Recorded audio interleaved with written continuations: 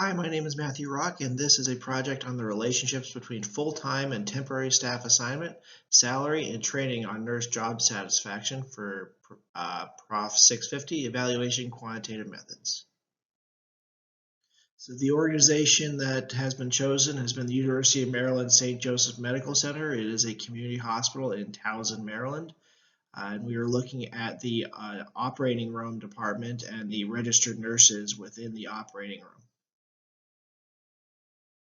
So the operating room has a large contingent of agency or travel nurses that are temporary staff contracted to the hospital.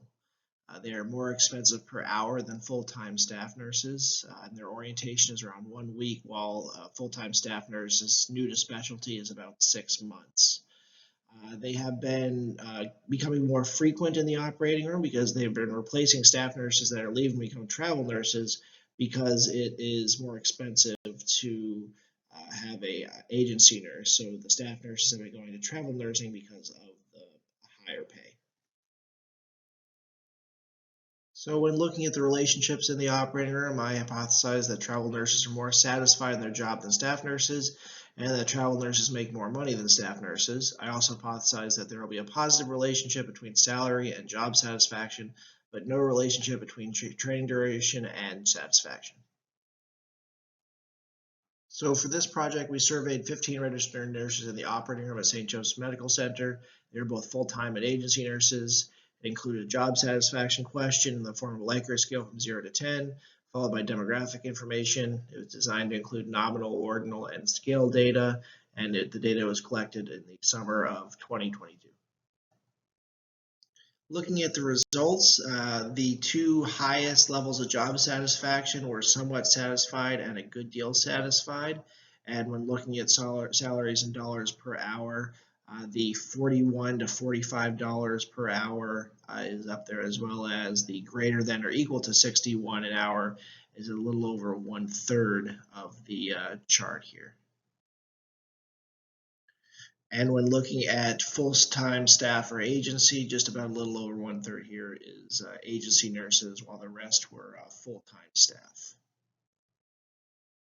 So when looking at the hypothesis that travel nurses are more satisfied than staff nurses, we took the median data point as is appropriate for ordinal data to show that job satisfaction for full-time employees and job satisfaction for agency employees were about equal, and we did a Mann-Whitney U test for significance that showed a p-value of 0.413, showing no significance in the numbers. When looking at the hypothesis that travel nurses make more money than staff nurses, looking at the median again, the median salary for agency employees was actually double that for full-time employees.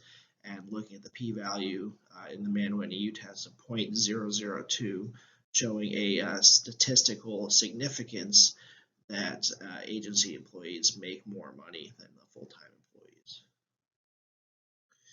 Looking at the hypothesis, the positive relationship between salary and dollars per hour and job satisfaction, and no relationship between training duration and job satisfaction.